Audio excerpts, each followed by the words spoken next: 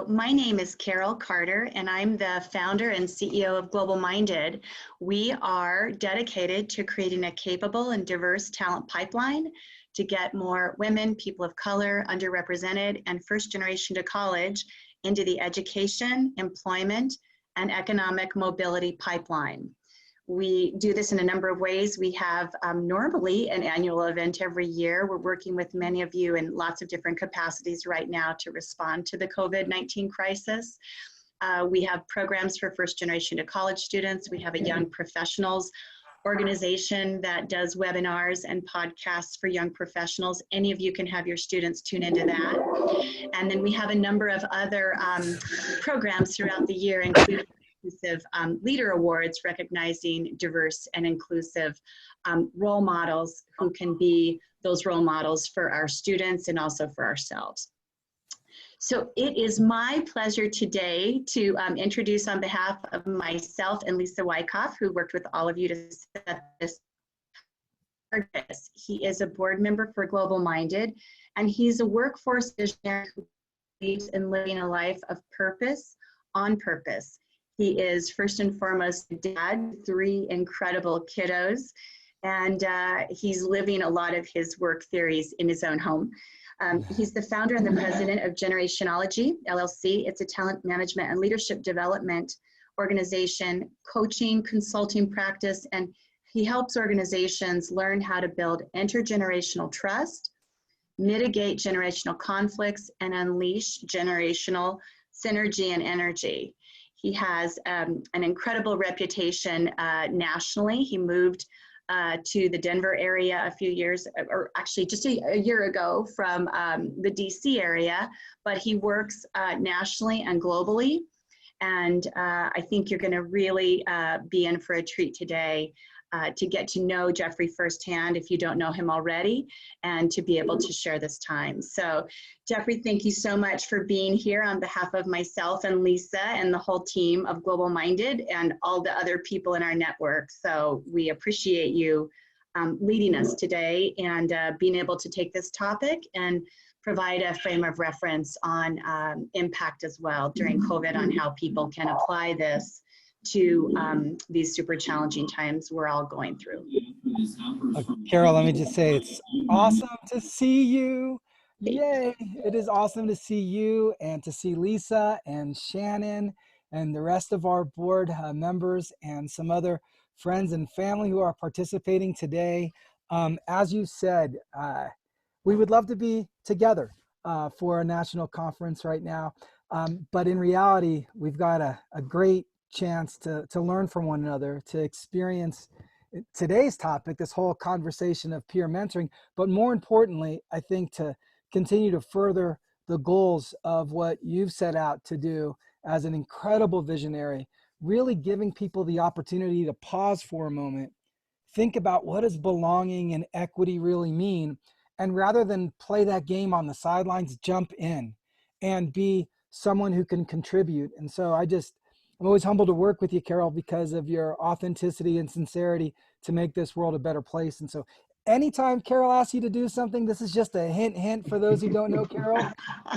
I hear many points of laughter. You know what the answer is when she says, hey, listen, I was wondering if you can.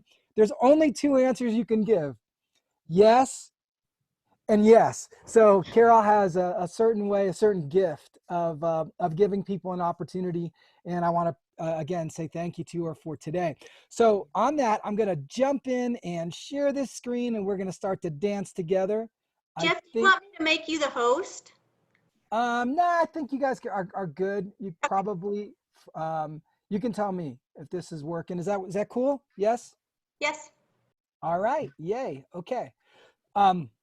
So today we're having a conversation on unleashing the peer mentoring experience. And I'm not going to spend too much time on the next slide. Carol kind of just went over my background and just to give you maybe 1 or 2 other thoughts that might be of note for some of you.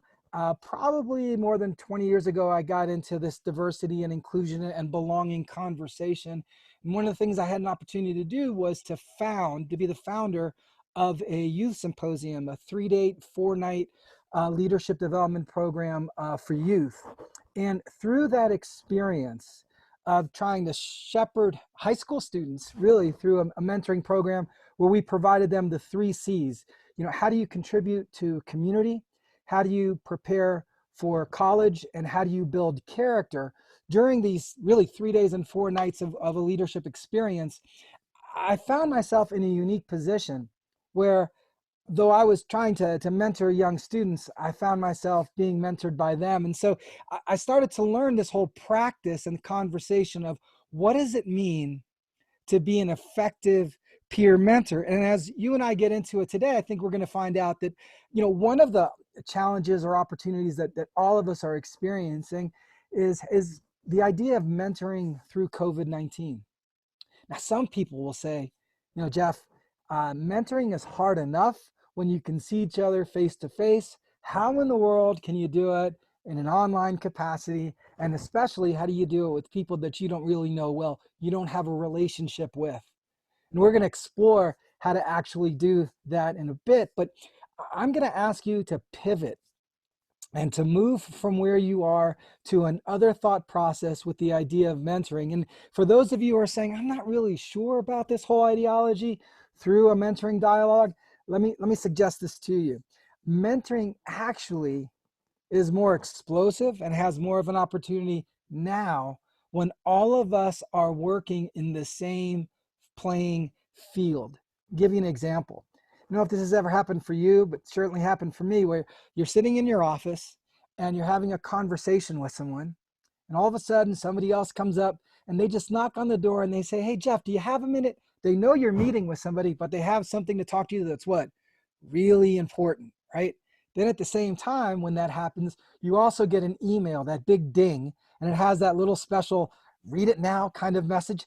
And you have now 3 things in front of you that you have to respond to. Here's what's cool about the environment that we're all in now.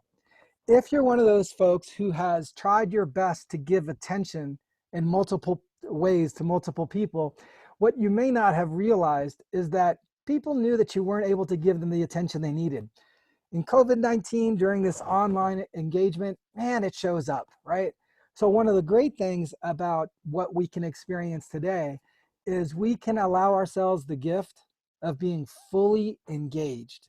And mentoring, one of the requirements of being an effective mentor, an effective peer mentor, is that you got to be fully engaged. And so I want you to think of that mindset as we start going through that conversation. But even before we get to that conversation about mentoring, I like to be interactive. So if you could, in the chat box, I'm just going to ask you a question and you can type in your answer real quick. And then Lisa and I can kind of figure out, sort of just catch a tone for who we're talking to and what we're talking about.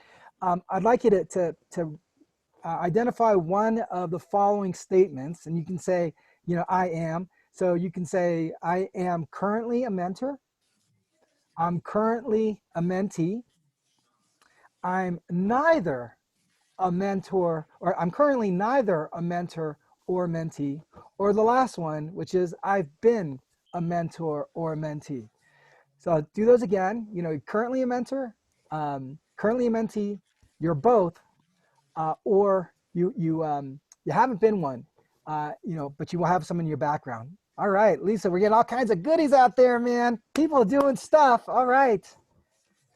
Some people are mentors, some people are mentees, some people are both. Love it. Awesome. Currently both. Nice. Excellent. All right. When Mia's neither one, but she's working to create a mentoring program. Awesome. Thank you for that too. So everybody is demonstrating an interest in this, and keep typing as I'm talking. You're demonstrating an interest in this whole mentoring conversation because you find purpose in it, right? And that's one of the gifts that we have with mentoring, is that whether you are the mentor or the mentee, you're going to find purpose in it. So let's dig a little deeper, because in today's world, there's no less than 10 or 12 different kinds of mentoring that people participate in. Most of us think about mentoring in a traditional, formal way, where you have someone who has either a set of experiences or a position or a power, something of that nature. And there's a mentee who wants to gain from engaging with that individual, vis-a-vis someone who is wanting to learn, and there's someone who is in a storied place to provide some learning. Generally, that kind of experience and exchange is over knowledge management and or experience or process. It is traditional and it is formal.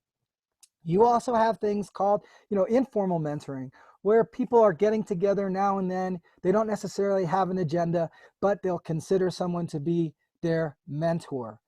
They're sometimes cross-organizational, across agencies. Sometimes it's virtual. There's all kinds of different kinds of mentoring. Today, though, as you know, one of our areas of focus, what we're focusing on is what's peer mentoring and what's that really all about.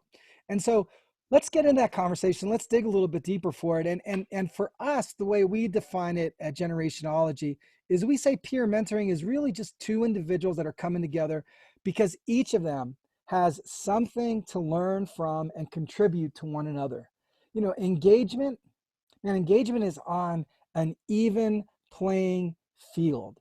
Because at the end of the day, the difference between peer mentoring and other kinds of mentoring is that the two of you have a level of equity. You're starting off with maybe you've worked in the same industry, you have a similar background, but you're not coming in with one person knowing significantly more than the other. You're both starting from a position of curiosity. There aren't the traditional bounds or titles of experiences.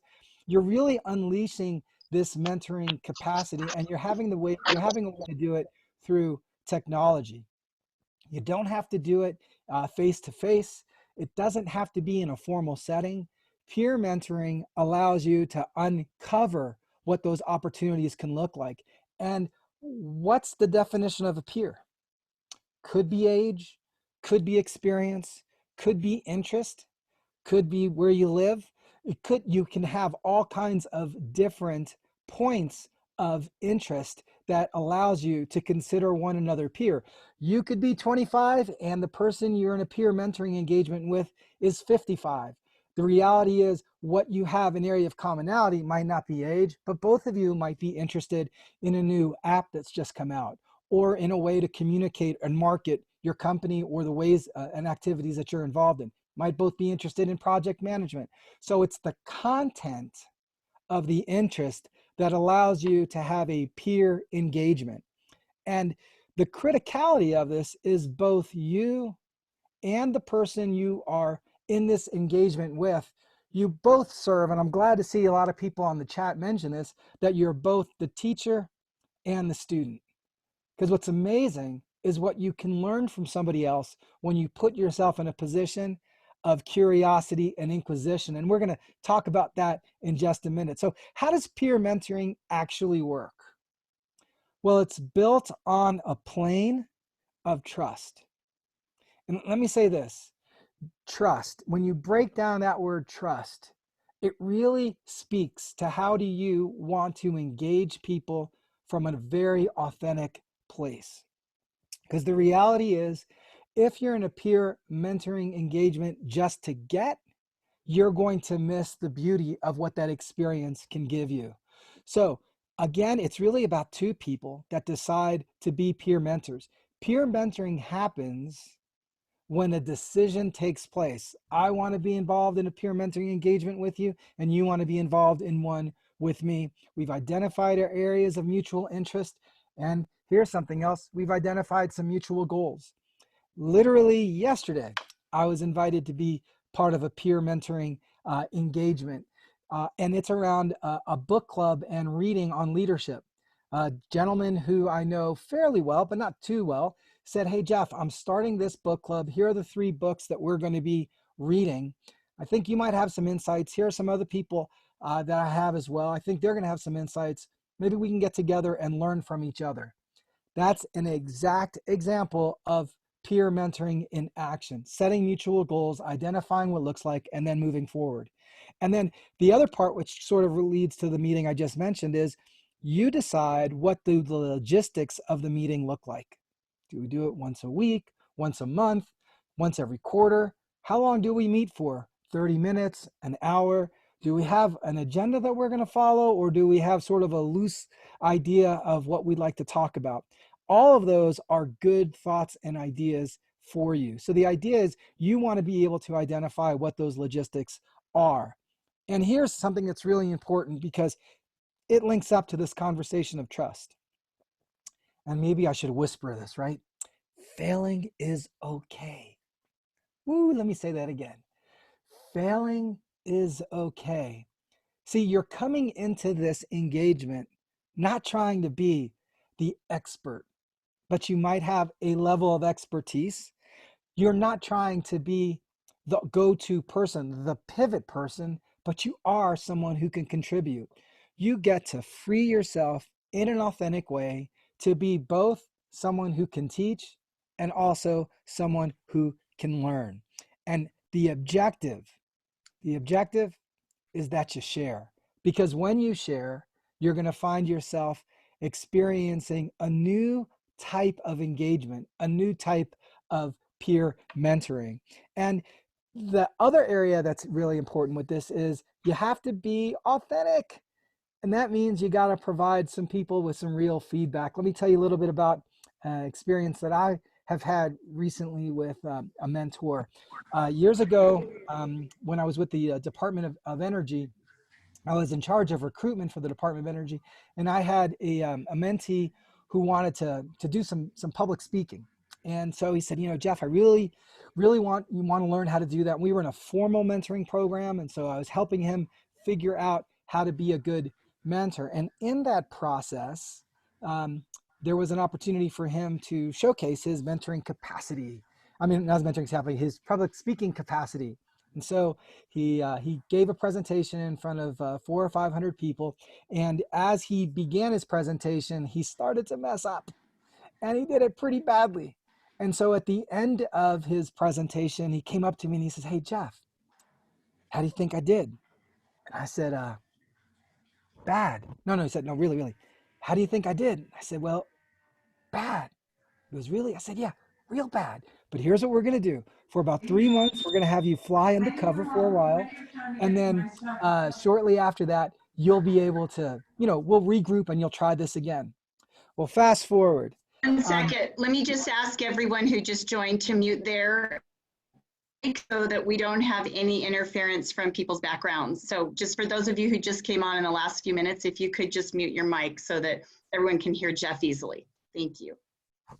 All right, Carol, thank you. So I said, hey, listen, one of the things you can do is we'll fly you under the cover, down low for about three months or so, and then you can offer up another venue and you'll be okay. Well, fast forward, what happened is I left the Department of Energy. He left it as well. He left and he started his own company. He became an entrepreneur, and I think it was last year he did about $15 million in sales. We recently got back together, and I have my own business, and I continue to learn. And we switched from being in a formal mentoring program to now I'm learning actually probably a whole lot more from him than he is from me on a whole bunch of business programs, processes, and initiatives. You see, one of the things that happens when we start talking about mentoring is that it can fluctuate in seasons. And so you want to recognize what's your season of peer mentoring. How many folks do you want to engage as peer mentors? And what does that look like? Which kind of leads us to what does this whole experience of peer mentoring look and sound like?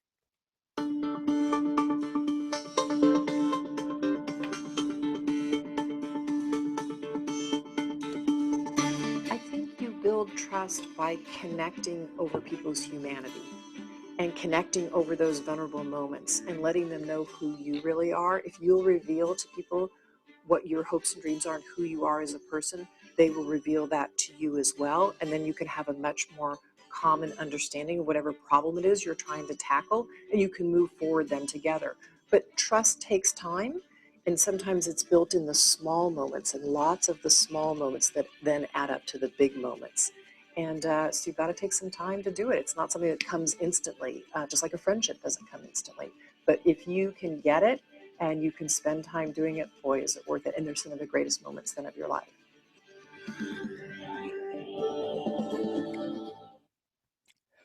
One of the awesome things, whoops, there we go. One of the awesome things that I find about having folks like Carol in your life, and I'm going to call out somebody else who's on the program today, who's also a member of Global Minded, and that's Shannon. Shannon often talks about being a heart-centered leader, and I think what you just heard from Melinda Gates resonates with that. When you're involved in a mentoring engagement, it's got to be from the heart, and it's got to be based on trust. And as was mentioned, trust takes time. But the other side of that trust is you go from trust to opportunity. And we're going to talk about what that looks like as well. So what's kind of the secret sauce of peer mentoring? Well, we define it as two things, as curiosity and inquisition. See, what great peer mentors do is they ask you to think beyond where you are. In fact, I'll use the word, they kind of push you a little bit to have greater curiosity than where you are to begin with, and to practice this thing called inquisition. One of our areas of focus in Generationology, the company that I lead, we have 24 intergenerational leadership workshops. And one of those workshops focuses on intergenerational collaborative intelligence.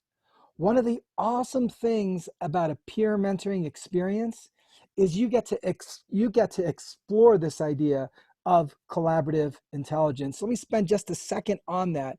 You can tell me whether or not this resonates with you. One of our challenges, particularly working in this whole new COVID-19 environment, is how do we effectively collaborate, whether it is on a work product or whether it is in a peer mentoring engagement. And some of those realities of how we do it are truisms regardless of the content of how we are engaging. And I think that's the case when we start talking about collaborative intelligence. Collaborative intelligence really asks us, especially in a peer mentoring environment, right? How is it that I can work best with you?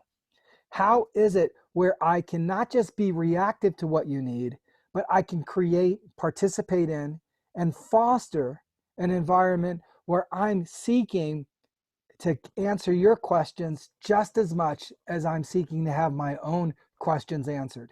And even still, how willing and open am I to finding those answers from a third party? So if you think about collaboration on 3 planes, and that's how we do it, most of the time we start off, a collaboration is kind of dictatorial. Somebody tells you what to do, you do it, and we say we kind of collaborated on that.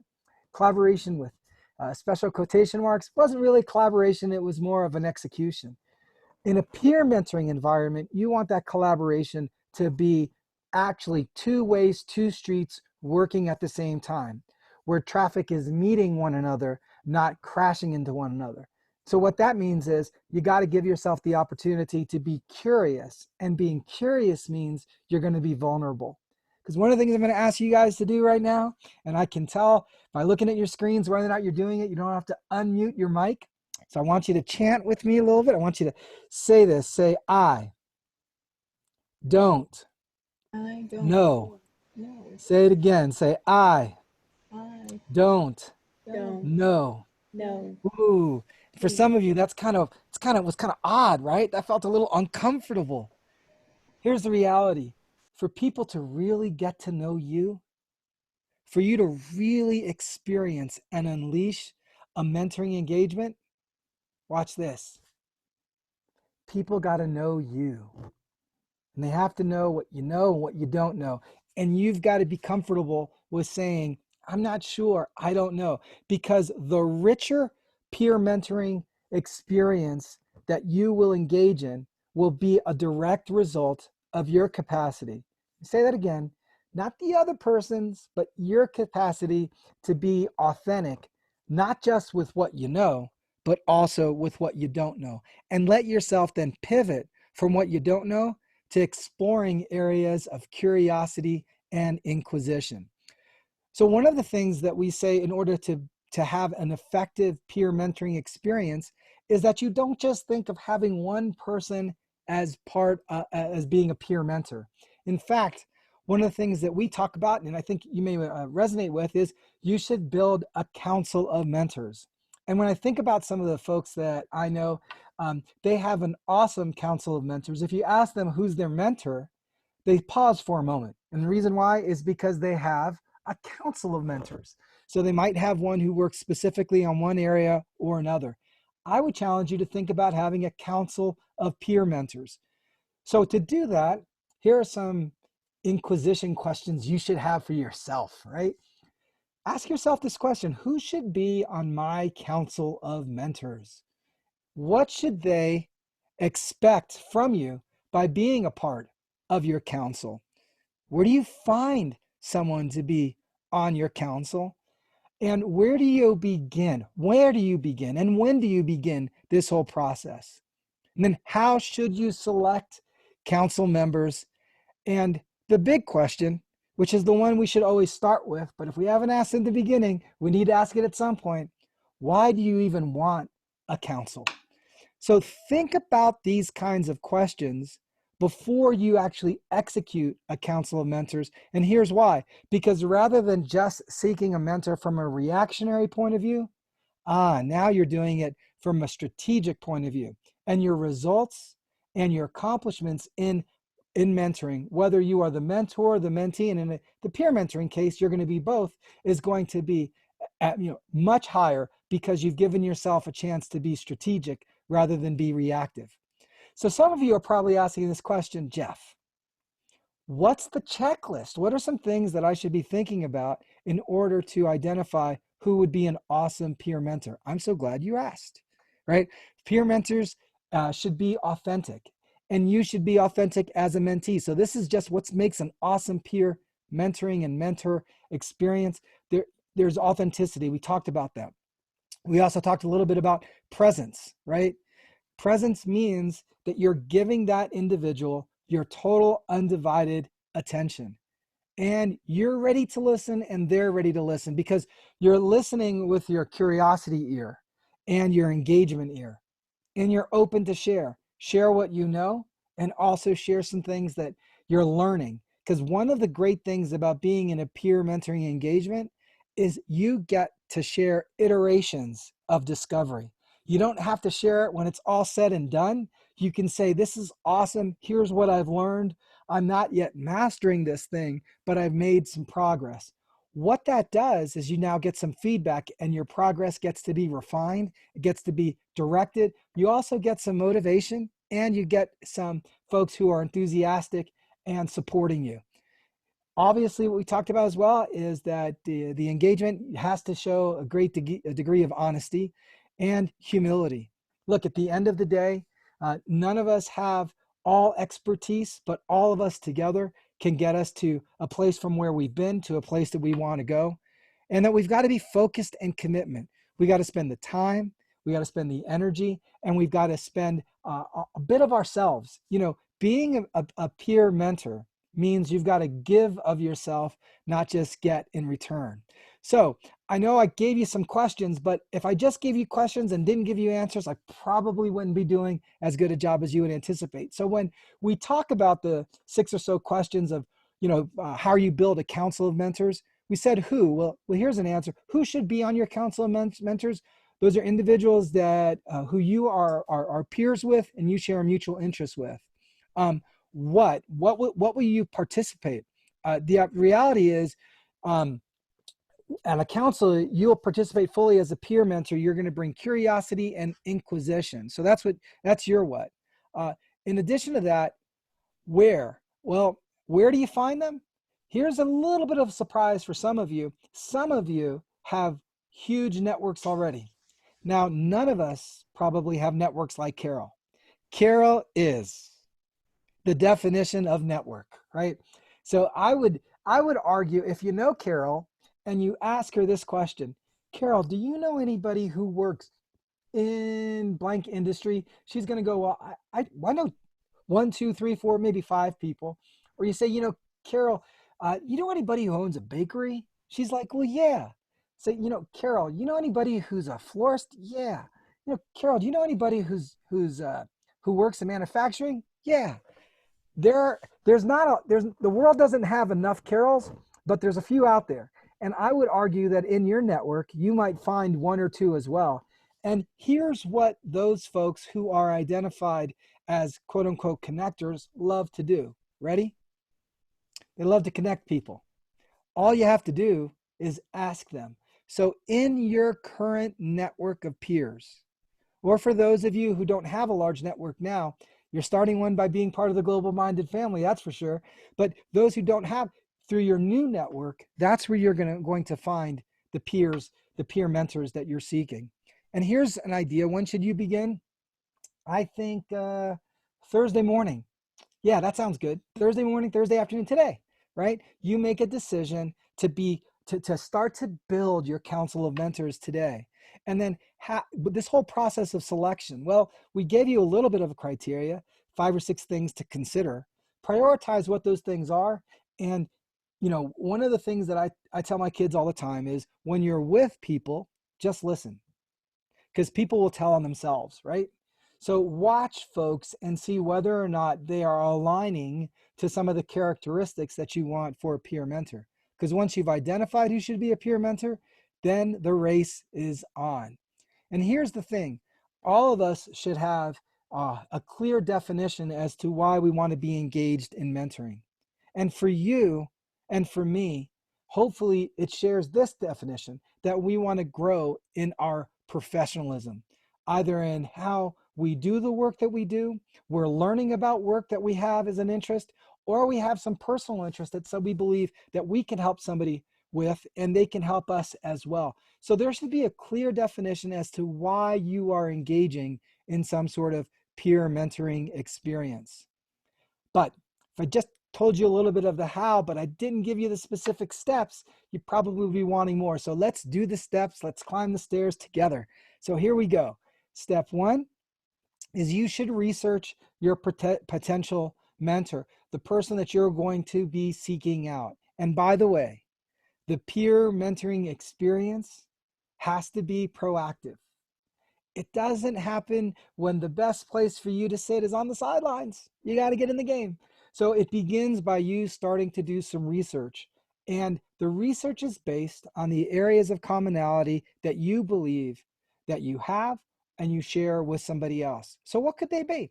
What's their areas of curiosity and your areas of curiosity? And we're a big service first, and I know Global Minded is a big service first organization. So a thought that we should all be considering, and sort of a mantra that I talk with folks about a lot, is you want to be able to ensure that you are giving before you get and you're offering before you ask. Give before you get, offer before you ask. So what is it that I can give to somebody else in this peer mentoring engagement? What is it I can offer? Identify those things up front. And when I give this workshop, I get lots of questions where people say, "Hey Jeff, what if you feel like I don't have anything to give? What if I feel like I'm sort of, I'm just new to something and I don't really have a lot?" Well, here's the answer. You have a lot more than what you anticipate, because one of the things that all of us have as a capacity is we all have the capacity to research, right? We all have the capacity to identify points of learning, content, and have the capacity to share. So everybody has something to give. One of the things that I also think you should consider, and it's part of the steps, is before you reach out, identify the right kind of form of communication that's going to work. Now, for those of us who are over 45, we actually like to talk on the phone. What? Yeah. You don't have to send us a text ahead of time. We can just make an opportunity to talk on the phone. We'll do it on a Zoom call too. But it never hurts to say, "Hey, what's your preferred method of communication?" And if you're the one reaching out, then that's an opportunity to what we call align yourself with the person you're engaging with. So if they want to do a phone call, and that might not be your first preference, at least for the first couple of times you engage them, meet them where they are rather than ask them to meet you where you are. And then practice your approach. Now, some of you are saying, well, Jeff, I'm just going to be asking somebody, hey, will you be my peer mentor? Well, it's a little bit more involved in that, right? You sort of want to know how you're going to introduce yourself. What is it you're asking of them? Why is it you're asking it of them? And then a little bit about what you think that engagement should look like. When you identify sort of your rubric and your GPS to go from not having a peer mentor to having one, and you follow that rubric, you end up in a better place. No different than you and I when we follow the GPS when we're driving from one location to the other. So practice and plan your approach. How do you want to approach somebody? If you're not even sure how to do that, one of the best things you can do is grab somebody who's already a peer, already a friend, and say, hey, listen, I'm going to start this adventure on peer mentoring. Would you have a few minutes? I want to, just kind of practice my approach, and you can give me some important feedback, and we can go from there. You also have to be ready for what we call an objection. That's where people, they're going to respond. But the reality is their response might be, I won't use the word completely negative, but they're at least showing some trepidation, some resistance. Let's use that word resistance, right? So what could be areas of resistance? One, Jeff, I'd love to do this, but we have no time. This would be fantastic. It would be awesome, but I'm unclear as to what the purpose is for me. I know it sounds like it's going to be awesome for you, but I don't get why I should participate in this.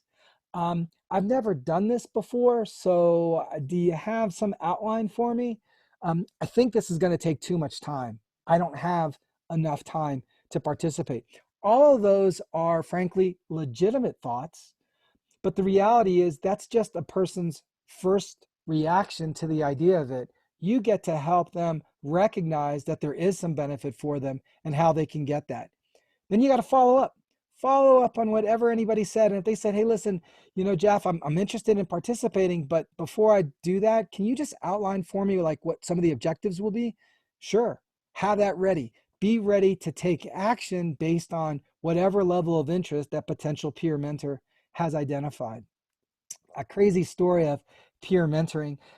When I was chief learning officer for the nation's nuclear weapons program. It's called the National Nuclear Security Administration.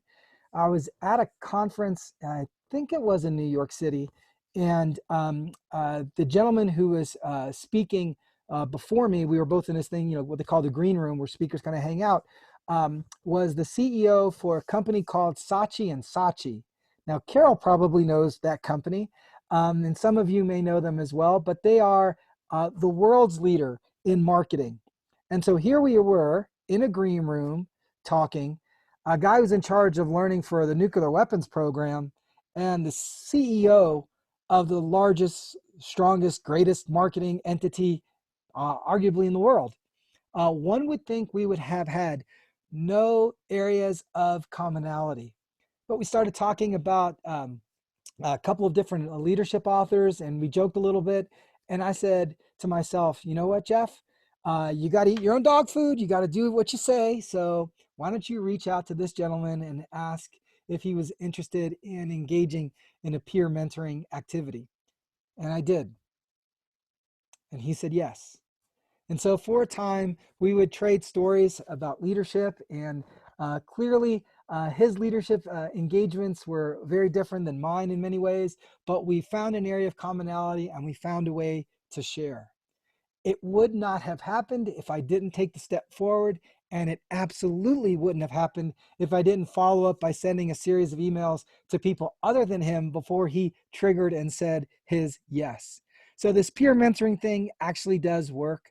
And the secret sauce of all this is being gracious and thoughtful in your engagement.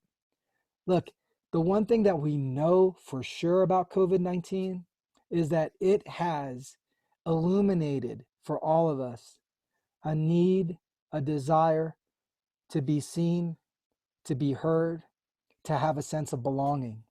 In every peer mentoring engagement that you and I are engaged in, we get to do that. We don't have to do that. We get to do that. And it becomes a point of opportunity and privilege for all of us. So I'm going to ask Lisa's help here to see if we can do some fun stuff. based on the amount of people that we have. So if you want to join the conversation here, Lisa, we thought we might give you guys just maybe about, based on the time we have, maybe about 5 minutes or so, 6 minutes, where we would break you up into breakout rooms. And we're going to break you up into breakout rooms just in a random way. And we're going to ask you, based on the breakout room that you're in, if you can just dialogue and maybe even practice a little bit about identifying some common interest that you have. If you're in breakout room 1, if you're in breakout room 2, discuss or identify ways to overcome some of a peer mentoring resistance, which we did a little bit of dialogue ourselves now, but maybe you could talk a little bit about some things that you could do in that area. And then breakout room 3, breakout room 3, if you could just talk a little bit about what does a good mentoring engagement plan look like for you individually? Would that be once a month, once a quarter, and why that is? Also, when you're in the breakout room, when you get a chance, people will see your name. You can repeat it too. Say, hey, I'm Ken, I'm from Virginia, and here's my contribution. And have the opportunity to have some conversations back and forth. And then after about 6 minutes or so, and you'll have a little bit of a warning that Lisa and I are going to bring you back. We're going to bring you back, and then we're going to talk a little bit about what you discovered in the breakout rooms themselves. Cool? Is that good? Yay? Sounds good to me. I'm gonna try to figure out how to place people in breakout rooms, because I hate to say this, I haven't done this before. So I'm gonna assign to 3 rooms, right, Jeffrey? Yes, ma'am. Does everybody understand what they're supposed to do in each room? Has everybody made notes? Yes. Okay, so I'm gonna create the rooms now. Yeah. And when we have the rooms created, and then you can just hit randomly assign. The host is inviting you to breakout room 3. That's where I'm going. I'm going to 3. See ya. Okay.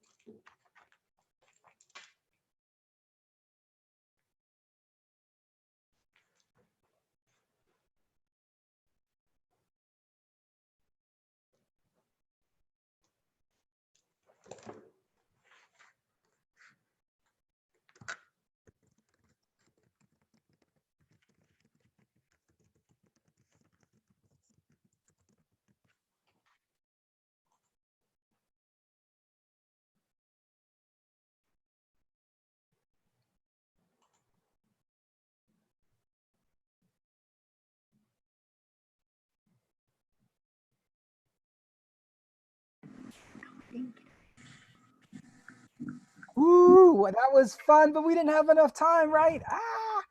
Lesson learned. We'll give you guys more time to have dialogue on that one in the future. Man, that was really good. That was really rich in nature. Man, that was good. Let me go to here, this slide here. You guys can see that. Good. Are we back? Yes.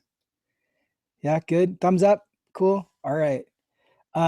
So let's talk a little bit about our breakout room jam here. I think what I learned for sure is we need more time, and we're going to take note of that, and we'll make sure to give you guys more time to have some dialogue. And if we could just hear from maybe one or two individuals on this exercise, and what are some things that maybe you learned in it. So if we could have somebody who is in the common interest breakout room just share for a second.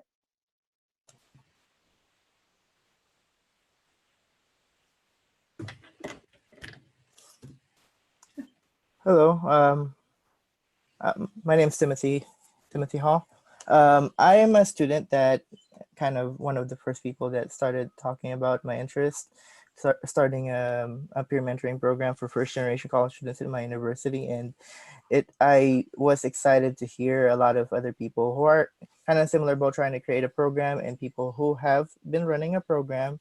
Something that we would want to ask actually, if there is a way for us to like have our contacts kind of shared in some way, and that way we can stay connected somehow.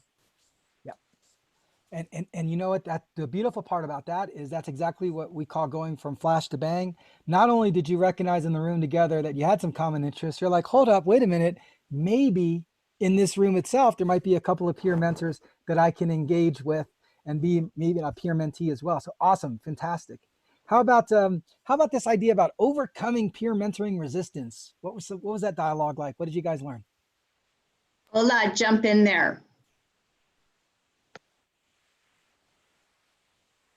We learned a lot of stuff, and like I was able to give an example of the fact that the kind of job I do, most of them resist because of age, because I get to retrain people whose jobs were laid off, and if they've been working for 20, 25 years in the same thing. Trying to learn new jobs, learn new skills is something that is always a problem. So, and I'm able to overcome it by motivating them, actually showing them the benefits of learning new skills and trying to adapt to the new drive in terms of the job feels that it's changed, and the only way they can move up is trying to learn new skills. Yeah, I hope excellent. I helped. Excellent. And then the last one, I was in this group, man, these guys were awesome, but I'm not going to leave the one share. So I'll have somebody else from the group share kind of like what were some thoughts that we heard and or things that you might want to mention.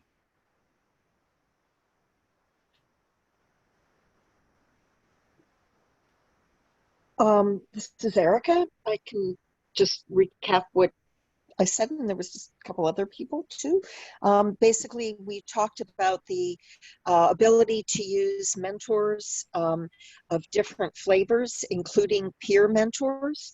We do this at nextgenu.org, and others who spoke are doing that at their individual universities as well. So thinking in an unconstrained but competency and credential-based way on about what peer and non-peer mentors can do. Is that a reasonable summary? Yeah. Yeah. Oh, excellent, Erica. And I think the other thing we'd add to that is just that, there's not a one size fits all for good peer mentoring engagement. We got to meet people where they are. And we got to make sure that we're available for them if you're the mentor, and as well as the mentee. And I think we learned from Ola and from others that the reality is, whether you have 25 years experience in something, and you can still learn from somebody else. The opportunity for your own individual growth is there. So awesome. Thank you guys for participating in the Breakout Room Jam. And we'll continue to give you more time to do that. And I think it's going to lead to some networking. And so as we get to sort of the end of this, a couple of thoughts that I want to just sort of leave us with and to share is that all of us can be great peer mentors. And you might know this from a guy called Simon Sinek.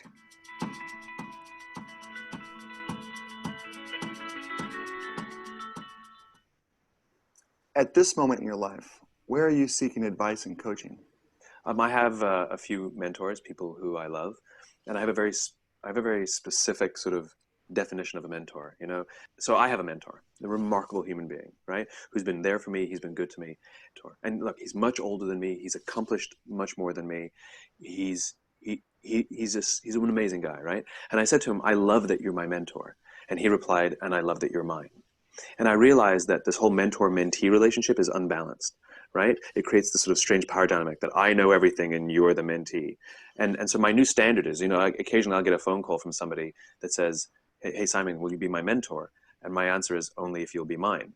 And in other words, I will only be someone's mentor if I want them to be mine. In other words, if there's something about them that I want to learn, I want to be around, I could learn, I could be around, you know, then I will gladly share what I have as well. But I think mentor relationships aren't mentor-mentee, they should be mentor-mentor. And one should only agree to be someone's mentor if you want them to be your mentor too. And so the people I get advice from, I'm proud to say that I get to share with them also. And it's a mutual relationship. Of all the people that I would call my mentors, of all the people that I would say I learn a lot from, I know they would all say the same of me. And I'm proud of that. So you and I can see that it doesn't matter whether you're a story leader in the world or you're a student. There's something you can give and there's something that you can offer in a peer mentoring engagement. And so I'm going to end with challenging you guys, because if you've been in any of my workshops before, I challenge you because we all need to be challenged. So challenge one, I'm going to ask you to commit to stepping outside of your comfort zone, right? And to step into the courage zone. You can seek and secure a peer mentor. The second challenge is I want you to review your contacts and just do it on LinkedIn. And I want you to identify 5 to 7 individuals that, you know, sort of appears to be a peer to you in some capacity, as we have identified what a peer is. And then the third thing is how we connect, how we change our connections into conduits of wisdom is we actually take action. So I want you to reach out to those folks you identified based on the stairs that we showed you, right? How you plan for this, and you let someone know that you respect and honor them so much so that you want to have them as a connection, but not just as a connection. You want them to be a conduit of wisdom, and you'd like them to join your council of mentors. Because when you do that, success is right around the corner. See, fear is the greatest blocker of opportunity, so don't let it derail you. Starting today, you and I can build, you can build your council of mentors and transform your connections into conduits of wisdom. I'm super grateful for the opportunity that, again, Carol has provided to just engage all of you, to share with all of you, to learn from all of you. My contact information is listed here in the bottom, phone number and email. And again, I'm honored to be part of Carol's board and to help push forward the ideology of belonging and inclusion that Global Minded shares. So on that note, I'll turn it back over to the team and say thanks again for the opportunity to share and answer any questions that you have for a few minutes. Thank you so much, Jeff. And you can just hear the virtual round of applause from everybody, because it was delightful to learn about all of these different opportunities with you and the environment you created with everyone else. And I want to share that one of the things Jeff and our board and our advisory council and our big network is working on is something we called the BOLD goal, to get 25 million first-gen students, first-gen grads, those who work with them, and those who want to hire them, algorithmically connected to role models, mentors, internships, and jobs. And we know that, you know, no one college, no one company can provide all that for the diverse people that deserve to be connected to other incredible people who want to help them, like Jeff and each of you who have made time for this topic today. So I look forward to learning more about how you all will create your own council of mentors and really take this as an opportunity to really mobilize some great things in the circles where you work. We're going to, in just about 1 minute, we're going to stop this recording, and then we'll go ahead and we'll do the questions. But I want to just share that we will have some great programs later today, tomorrow, and then also next week. We're celebrating our teachers and our educators and our counselors all week next week. The following week, we're going to celebrate graduates 2020 who did not get an opportunity to have a formal graduation.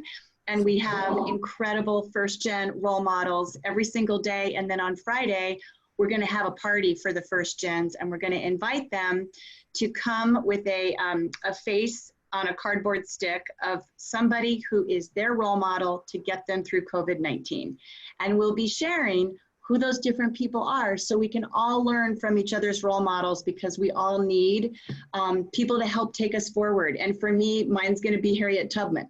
But everyone has a different person, and we think it's so important to support our grads this time. We'll have higher education following week, but just want you to know to keep reading our newsletters. That's where everything is going to be posted, and if you can share that out at your colleges, your universities, your K-12 districts, that would be fantastic.